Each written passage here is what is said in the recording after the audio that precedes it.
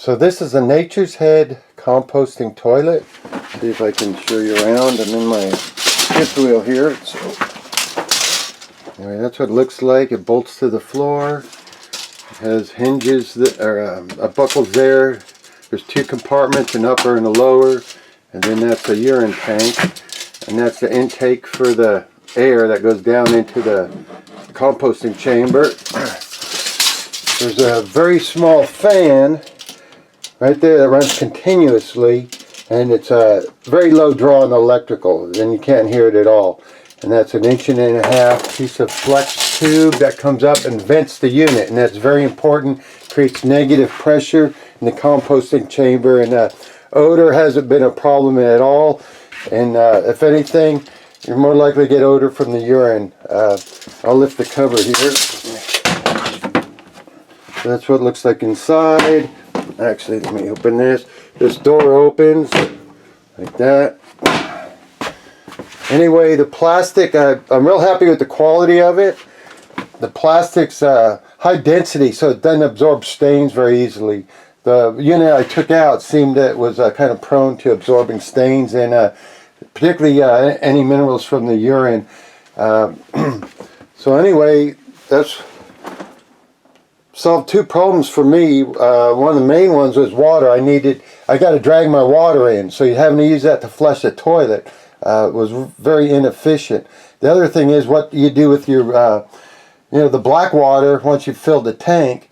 And so with this, it's legal. Once this is composted a while, you can legally throw it away in a trash. Or what I do is I dig a hole out in the woods and just let it continue to compost. So anyway, I'm real happy with this unit, and I'll show some videos of how I installed it and what's going on with that. So before we put the new toilet in, we'll have to take the old toilet out. It'll be held down by two bolts, one on either side, and then there'll be a water line you'll have to disconnect and plug, or hopefully it has a valve on it. Should look like that. And then I made a simple tin cover for that. Hopefully the tank is empty and been cleaned out, and I've never had an issue with smell. I could have put caulking on it, but I chose not to. Now, even though I put laminate flooring in this bathroom, the flange for the toilet was still standing proud. So to take care of that, I took some more of the laminate flooring. I had to make a spacer. It's about an 1/8 inch thick or so. That goes in there. Then I screwed that spacer down. And next, I have to put these in where they go. There should be a schematic, or you can measure the unit when you get it. So anyway, that also allowed me to move the unit over. It's not centered over the drain.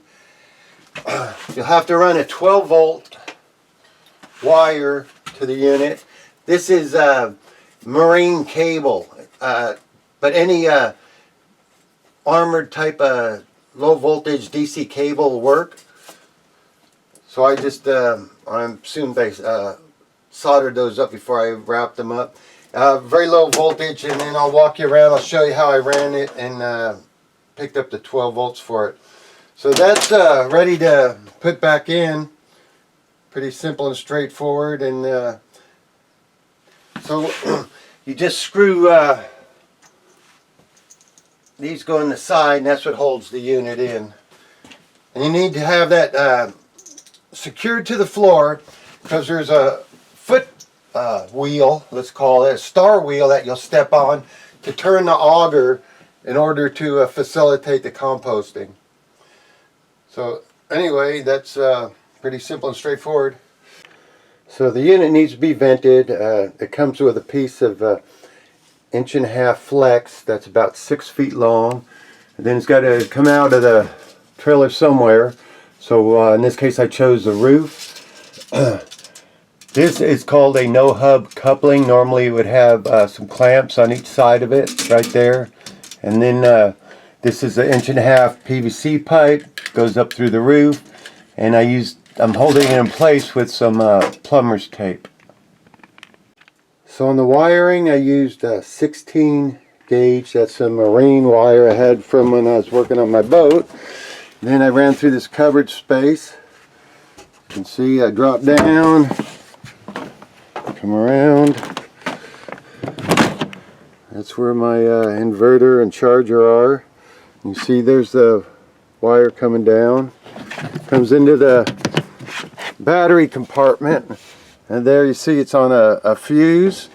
And then have alligator clamps because it's getting tight. This is not the cleanest battery setup. But it was easier to just put some clamps on it than try to get another ring on those terminals. Anyway, that pretty much shows you how I did the electrical at least. So far so good. Make sure you put a fuse on it. So the toilet's back in, bolted down. Now all we got to do is plug in the fan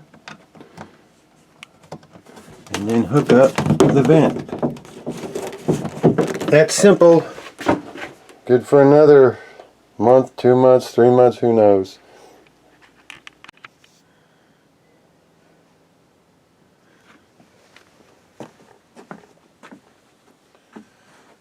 So this is the toilet disassembled. You have the urine container.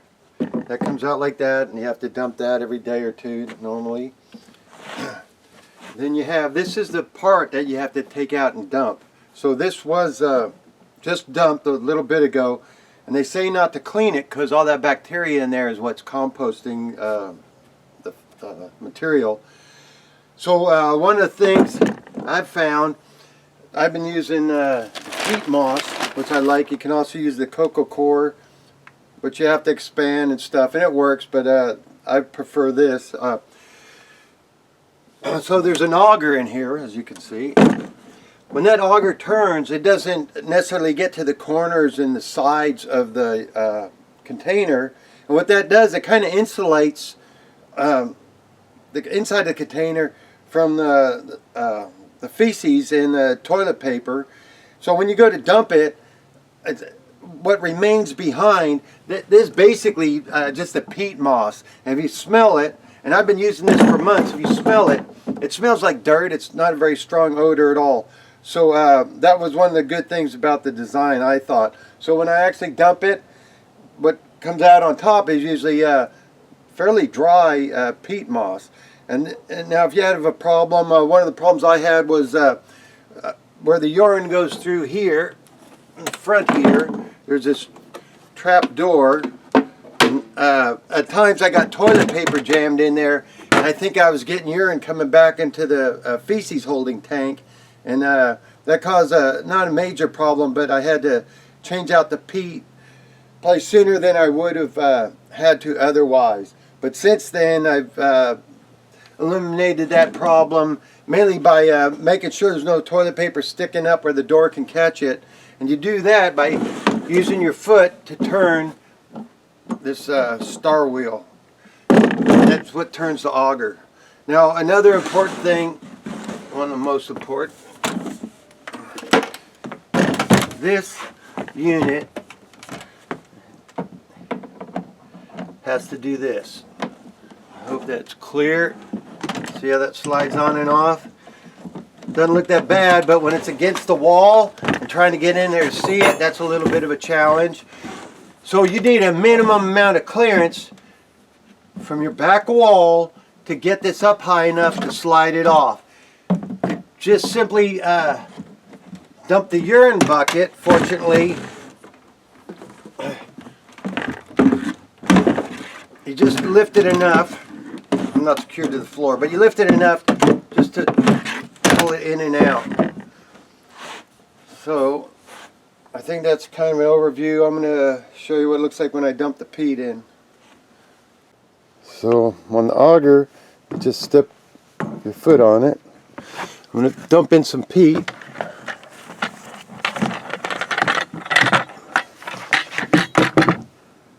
So it can use some more. They recommend up to the auger, and I'm a little bit shy of that. So anyway, that's how you, I was pretty messy there. I was doing it with one hand. And then, well, there's there's a set screw on this